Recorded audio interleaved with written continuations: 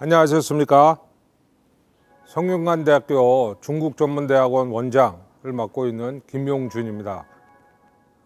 오늘은 위드 코로나와 G2와 코리아에 대해서 여러분들하고 앞으로 1년 동안 또 어떻게 코로나하고 함께 살아가야 되는지, 특히 미국과 중국의 G2 국제 정세 속에서 한국의 경제는 어떤 식의 변화가 기대가 되고, 이 경제 환경의 변화 속에 우리가 1년 동안 어떻게 살아가야 되는지, 또 어떤 준비를 해야 되는지 알아보도록 하겠습니다.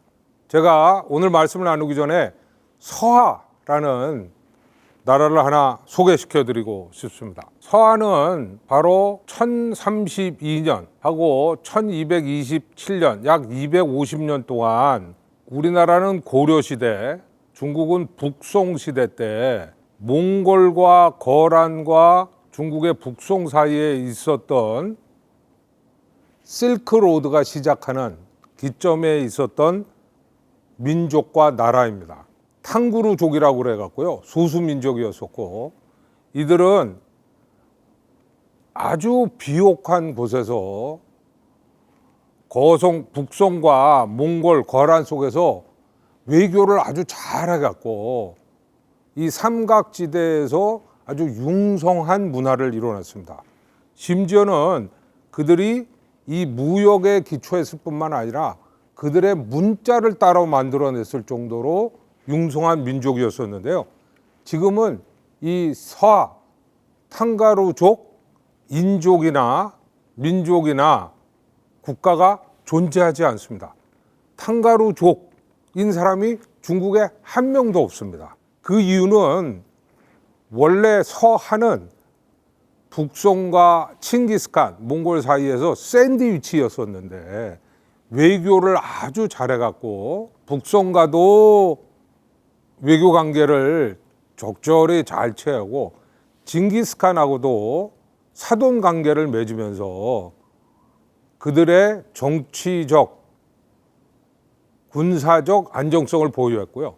여기서 아주 융성한 문화를 형성하게 됩니다. 그런데 한 150년 지나고 나서 7대, 8대에 들어오면서 왕의 조카가 왕을 사살하게 됩니다. 전복을 구테타를 하게 되고요. 그 구테타하는 명분이 우리가 너무 몽골, 징기스칸에 가까이 갔다. 그렇기 때문에 북송 쪽으로 외교 방향을 돌려야 된다. 라는 명분을 내세웠습니다. 이렇게 구테타한 정권은 다시 새로운 왕의 사촌이 다시 독사를 함으로써 또 왕권이 변하게 됩니다. 내부 정치의 혼란에 의해서 외교적인 관계가 흐트러지게 되고, 이때 징기스칸이 나의 사돈 국가, 내가 그동안 잘 봐줬던 서하라는 나라를 침범하러 옵니다.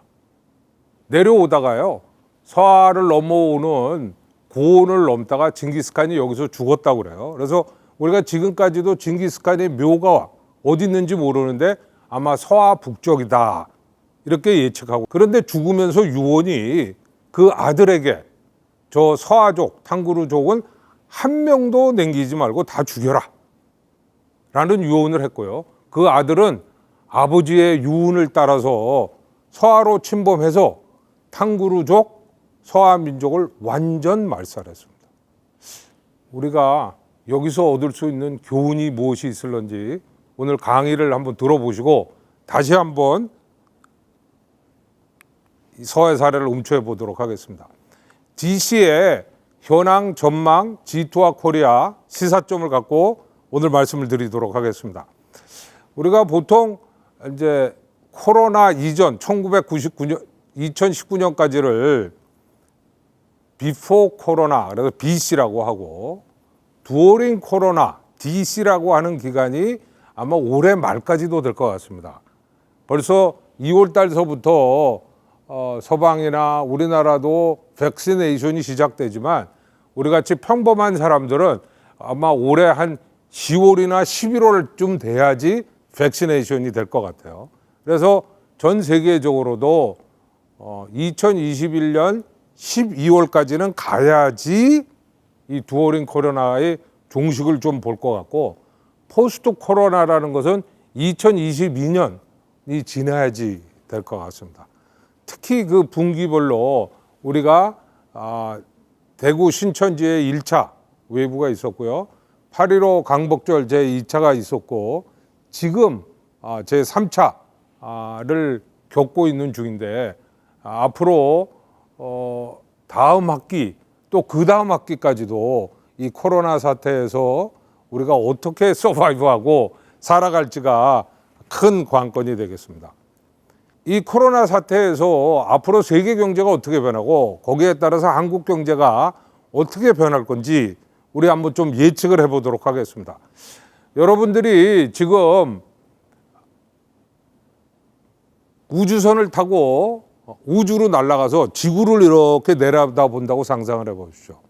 지구는 약 79억의 인구가 살고 있고 1년에 약 87조 달러 정도의 경제 가치를 창출하려는 지구본입니다. 그러니까 한 1인당 한 10,000불 정도의 GDP를 생산하고 있는 데고요. 그중에서 가장 많은 가치를 생산하는 데가 아직도 미국이고 약 24% 정도 하고 있습니다. 또한 두 번째로는 중국인데 중국이 지금 16% 정도 하고 있고요. 여기서 한국은 한 2% 내외 정도로 하고 있습니다. 다만 최근 20년 동안의 경제 성장률을 보면 미국은 한 2, 3%, 중국은 7, 8%를 하고 있기 때문에 아마 2027년, 8년, 2030이 되기 전에 이 지구본의 모습 중에 차이나가 차지하는 부분이 미국이 차지하는 부분보다 더 커질 거라고 예상되고 있습니다. 이런 세계 경제 속에 코로나라는 사건을 우리가 1년 동안 경험했는데요. 이 코로나라는 특수한 상황은 지금까지 2차 세계대전 이후에 인류가 산업화를 이룩한 200년 동안에 처음 겪는 경제 현상입니다. 어떻게 처음 겪는 경제 현상이냐면요. 우리 요 까만 점이 코로나 이전에 우리 세계 경제가 갖고 있던 수요와 공급이 만나는 균형점이었습니다. 그런데 수요와 공급이 동시에 위축되면서 공급도 줄어들고 수요도 줄어들음으로써 새로운 균형점을 도달했는데 그 균형점에 가격은 차이가 없는 이런 독특한 현상입니다. 대개 전쟁이 일어나면요. 공급이 줄어듭니다. 공급이 줄어들면 가격이 올라가죠.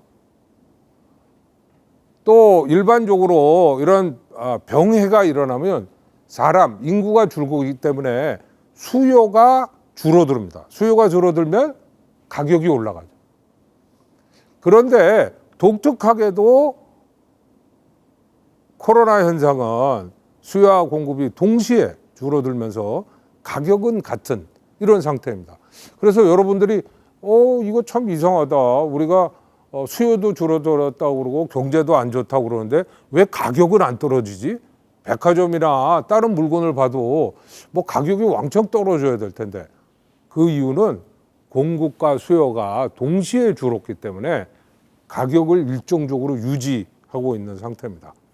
지금 이 빨간 점에서 앞으로 세계의 새로운 경제 균형점은 어디로 갈 거냐는 두 가지 요인에 의해서 결정이 됩니다. 하나는 백시네이션입니다. 어느 나라가 얼마나 빨리 백시네이션을 맞아서 그 로컬 경제에서 국가 단위에서 전부 다 면역 기능을 국민들이 갖기 시작하느냐. 이게 글로벌의 80억 인구 중에 약 60억 정도는 자체 면역 기능이 생겨야지 우리가 여기 저항력이 생기는데 이것이 아마 내년 올해 다들 백시네이션을 맞기 시작해서 내년 정도에 되지 우리가 이제 80억의 세계 인구들이 이 코로나에 대해서 크게 걱정하지 않으면서 경제 활동이나 또 세계 여행이나 이런 게 가능해지리라고 봅니다. 두 번째는 이 1년 동안의 이 코로나 사태 때문에 글로벌 서플라이 체인에 큰 변화가 생겼습니다.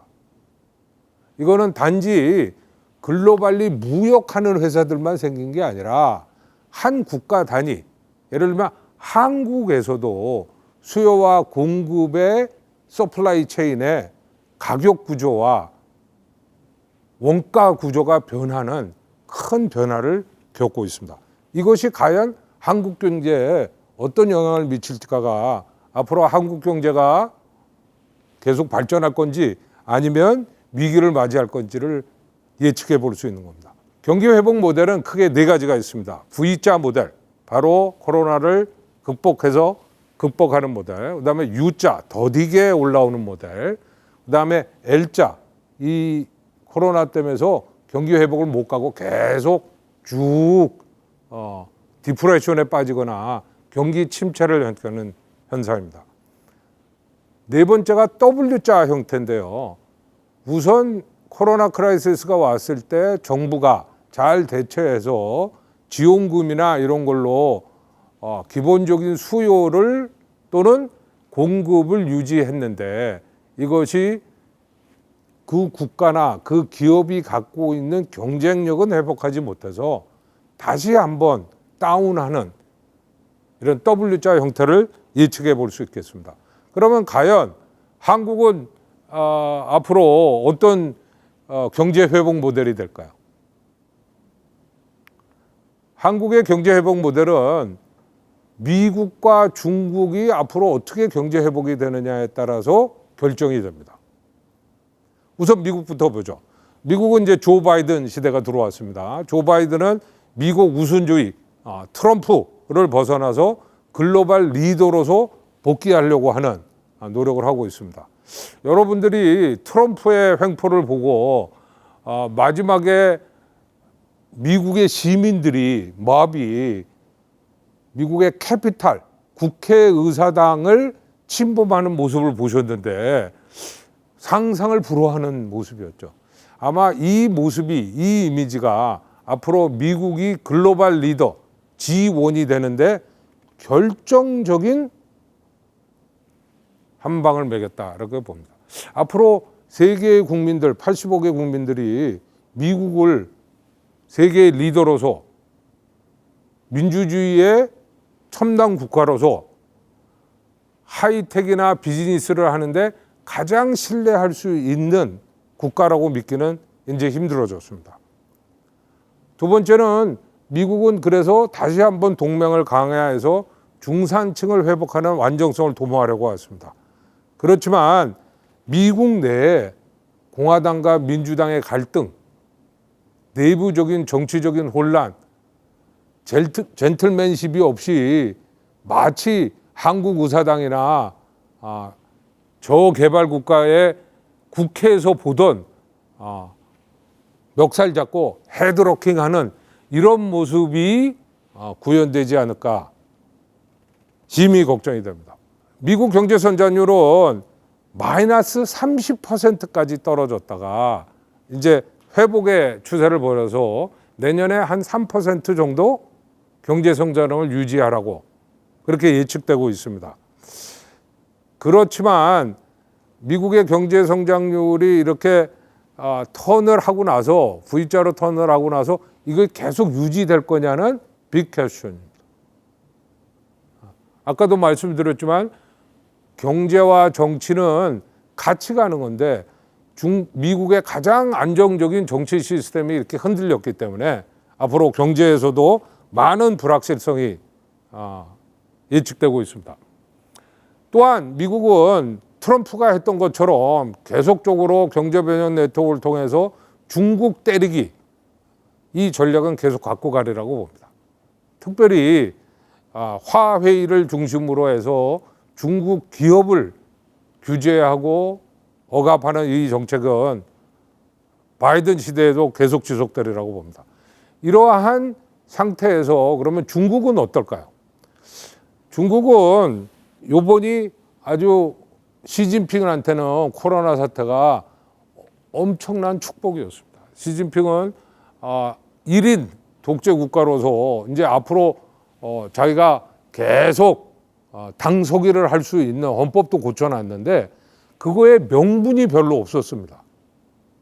왜 중국이 그동안 20년 동안 굉장히 잘하고 당서기가 10년씩 바꿔갖고 정치적 시스템도 안정됐는데 이렇게 막강한 1인 독재 정치 제도를 중국이 택해야 되는 거에 대한 별로 명분이 없었는데 이번 코로나 사태를 겪으면서 또 코로나에 대해서 미국이 중국을 압박하는 사태를 겪으면서 우리도 강력한 지도자, 일당 공산당에서도 당서기가 주석이 막강한 파워를 갖는 지도자가 필요하다라는 명분을 만들어줬습니다.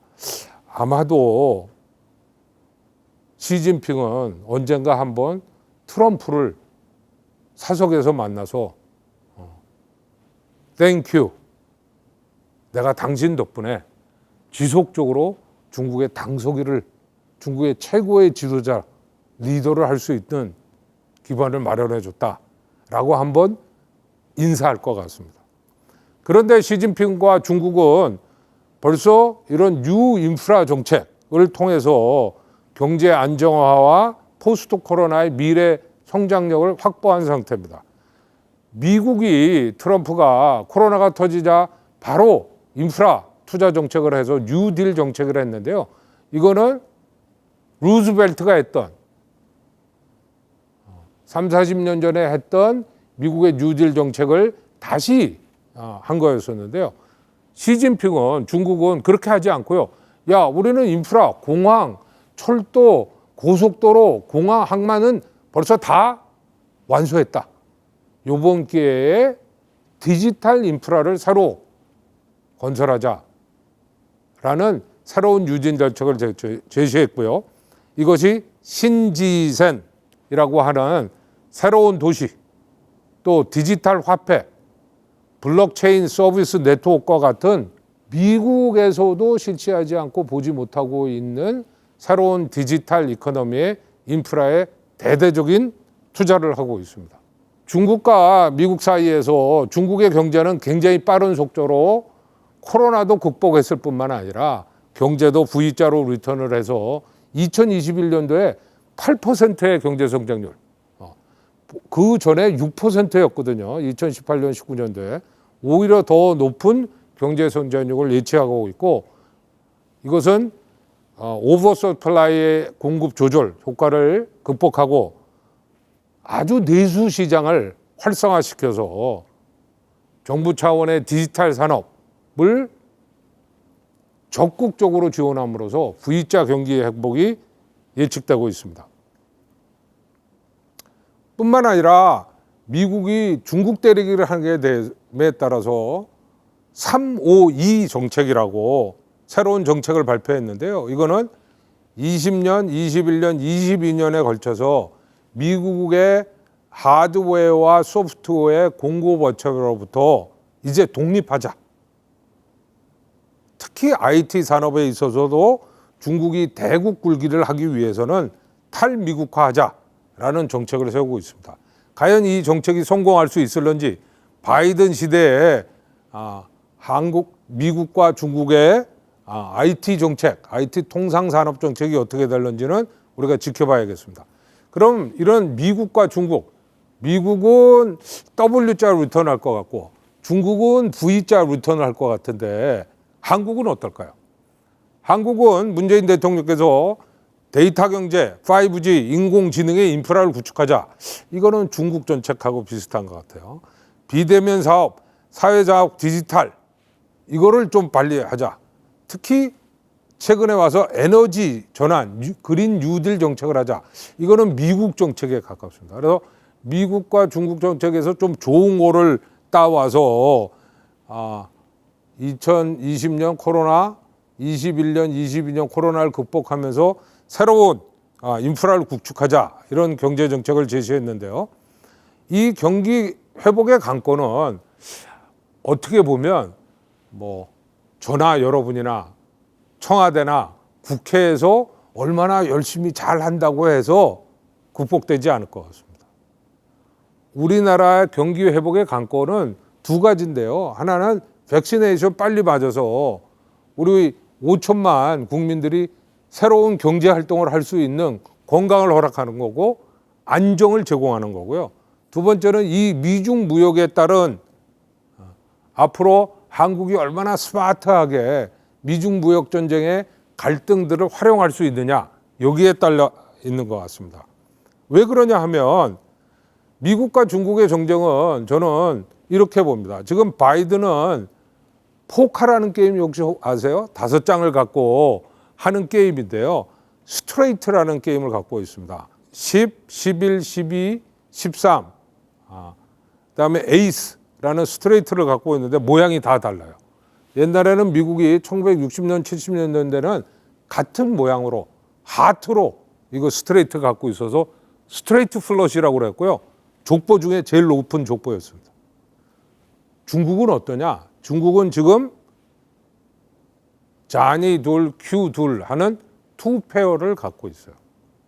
그런데 계속 판을 돌려서 여기에 큐자가 떨어지거나 잔이자가 떨어지면 풀 하우스라고 그래갖고 스트레이트를 이길 수 있는 새로운 카드를 갖게 됩니다. 그러니까 시간적으로 보면 중국은 이 게임, 미중 전쟁 게임을 하면 할수록 중국이 더 유리한 입장의 카드를 갖고 있고요. 지금 당장 게임을 끝내고 카드를 피면 미국이 이기는 게임을 지금 하고 있습니다. 이 사이에서 한국은 어떠냐 하면요. 한국은 지금 현재 무역 의존도가 70%인 나라입니다. 그래서 우리가 뭐 아무리 열심히 하고 우리가 미중 관계 속에 잘 스마트한다는 것이 미국과 중국, 특히 70% 중에 중국이 20%, 미국이 15% 정도, 베트남이 9% 정도의 무역 의존도를 갖고 있는데요. 지금 현재 2021년도 1분기에 우리 경제 회복이 이렇게 빠른 속도로 2%, 3% 된 것은 수출, 수입을 잘해서 그렇습니다. 이 어려운 코로나 상황에서도 우리나라는 수출에 의해서 무역을 통해서 500억 달러 이상의 흑자를 내고 있습니다. 어디서 돈을 버냐? 반도체, 전기 가전제품, LCD, 조선, 철강과 같은 우리나라의 대형 제조 업체들이 세계적인 경쟁력을 갖고 코로나에서 상태에서도 빠른 속도로 수출을 올려놨기 때문에 가능한 스토리였습니다. 특별히 중국이 우리 전체 GDP 중에 무역 의존도가 70%가 되고 그중에 약 25%가 중국이 돼요. 그래서 많은 사람들이 우리가 너무 중국에 대한 무역 의존도가 높다, 그래서 문제다 이렇게 얘기하는데 저는 그렇게 생각하지 않습니다. 한국이 앞으로도 10년 동안 4만 불짜리가 내고 더 국가적으로 번성하기 위해서는 이 중국 시장, 중국 무역을 제대로 활용할 필요가 있습니다. 오히려 무역 전체의 볼륨을 키우는 것이 중요한 거지, 그중에서 중국이 한 25%의 우리의 무역을 하고 있다는 게 저는 크게 문제라고 생각하지 않습니다.